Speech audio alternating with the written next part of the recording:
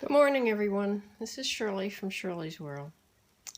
I'm getting everything together for my breakfast, but I have to feed the dogs first, and they're outside. So let's go get the dogs. Hi, Heron. You call the dogs. Here comes Spirit. Dexter, come on and eat. Come on. They love their meals, that's for sure. Okay. Yes, it's up there. I know where it is. I put it there. Okay, Dexter, you go in there and sit down. Spirit, come this way. Dexter, stay there. Come on, Spirit. Yeah. You have to sit down. Sit. Sit your little butt down. Good girl. Stay. Okay. Yes, they're so excited. This is the two most favorite times of the day are the eating times. Okay, come on, Dexter. He jumps around like a kangaroo. Okay. He's good at sitting. Yeah. Now you stay. Stay.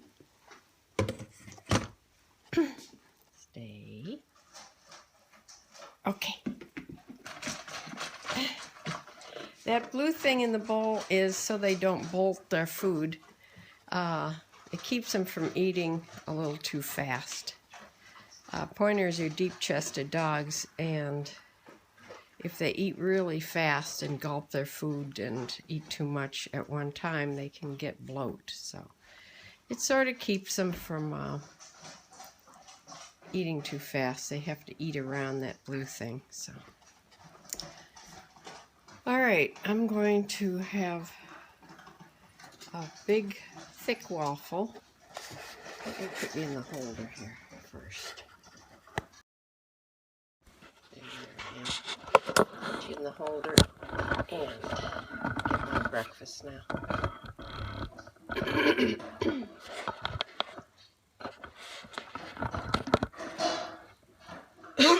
Sorry, allergies. Well, after I was done eating, I'm going to have an egg, a fried egg on top of my waffle. So that's what I'm making today. Did you ever see? I keep my butter. I try to eat butter instead of. Let me hide this thing so I can see. This is a butter bell. It's called a butter bell. And your butter's always soft. You put your butter in here and it's melted, so you smash it down. Not melted, but soft. You smash it down. In here is water, so that when you turn this over, and it won't come out because it's stuck on the edges, when you put it down, it goes into the water and seals it. So it keeps it fresh, but you can leave it out on the counter and you always have soft butter. So I use that for my butter. I got some good margarine with it doesn't have too much junk in it. You know, margarine is. Once I heard margarine is sort of like next to plastic, I stopped using margarine altogether. But I use a lot of butter. So the trouble is my triglycerides went up a little bit. So I'm trying to curb that a little bit. Let me start my coffee. I'm going to fry an egg here and put it on top of my waffle. These waffles take longer to really thick. I have my orange juice. Here's to you. I'm just wondering if I should run to Goodwill today. I have some things to take up there. Might make a little trip to Goodwill and try to do a better scope at Goodwill.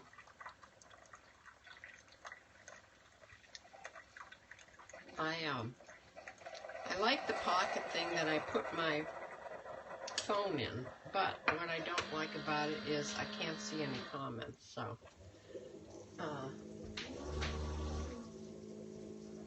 this is that pocket thing that I showed you. It just goes around your neck. You slip your phone in. It's short enough that the phone lens sticks out at the top. And if you want to put earphones, the mic on, you can thread it through the bottom of the crochet. Hi Diana, how are you? I was just having breakfast here, getting my breakfast ready. I was showing hair in this pouch to hold my phone when I'm walking around. But the bad thing about it is once you put it in here, you can't see any comments. So that's the one thing I don't like about it.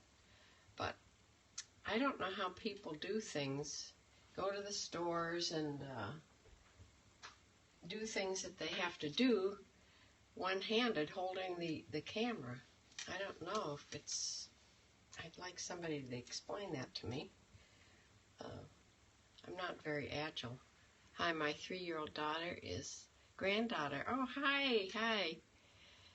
I have grandchildren. They're 6 and 8 now. 6 and 8. Hayden, his name's Hayden. Mine, I have a boy and a girl grandchild, Ava and Jack. 3. Jack was named after my husband. My husband and my son, which my husband wasn't my son's real father, but he was a lot more of a father than his own father was. So they got along really well, and they had a lot of the same interests. They golfed together, they boated and fished together. So when my grandchildren were born and my son, they named my grandson after my husband, which was nice. And my granddaughter's Ava Marie. So they are at a really cute age. I don't get to see them all that often. They only live less than a half hour away. But the kids do love to come out here and see my chickens. Okay, don't want to burn my butter here. I'm going to crack my egg in here, so I have to pay attention because this cooks up pretty fast. This is one of, broke the yolk, but that doesn't matter.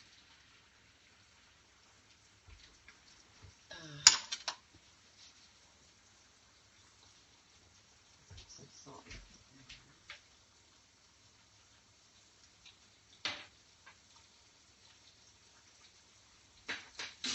Unless I break my eggs in a little bowl first and then put them into the frying pan, I'm not so good at not breaking the yolk. I think I crack it too far above the pan.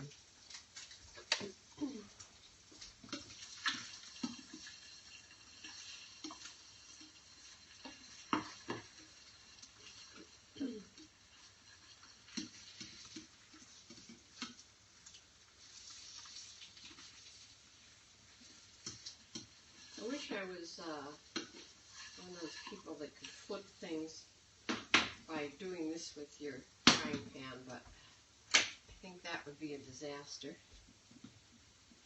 Okay, there's enough heat in the pan now. I don't have to keep that on the burner. The trouble with electric cooking is you turn your burner off, but the heat doesn't go away for quite a while, so you have to take things off of the burner, of course. And let me get my margarine for my waffle.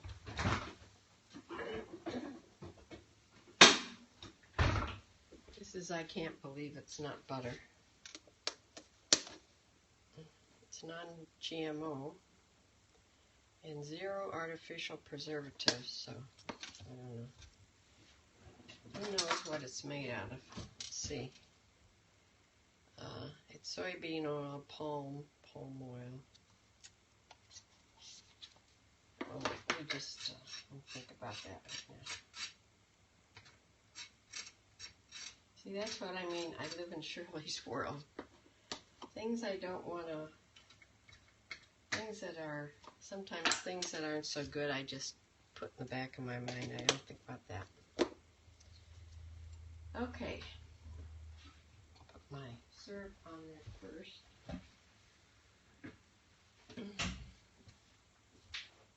This isn't the light. This is light syrup. At least it has a little less sugar in it. And it still tastes good, so. Syrup. My egg.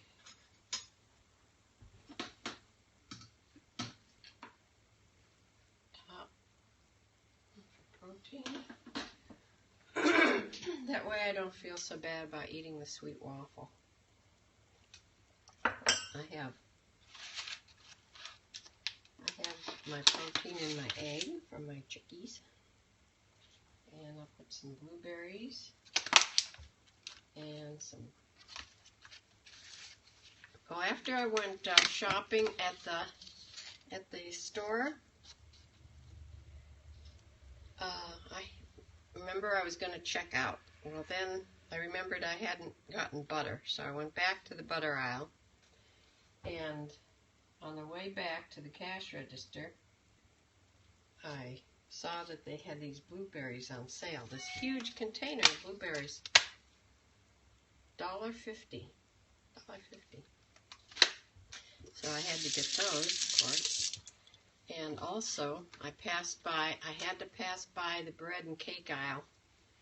That was the bad part. And I got this wonderful Louisiana Crunch lemon cake. And it is so delicious. So I'm glad I got it, but I didn't really need it. Let me get my coffee ready here.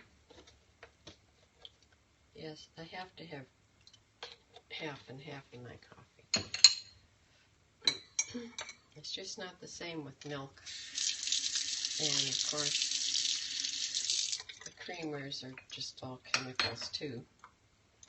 So what are you people doing today? Thank you for the hearts. I love getting hearts. Would you girls like to go to Goodwill with me later today?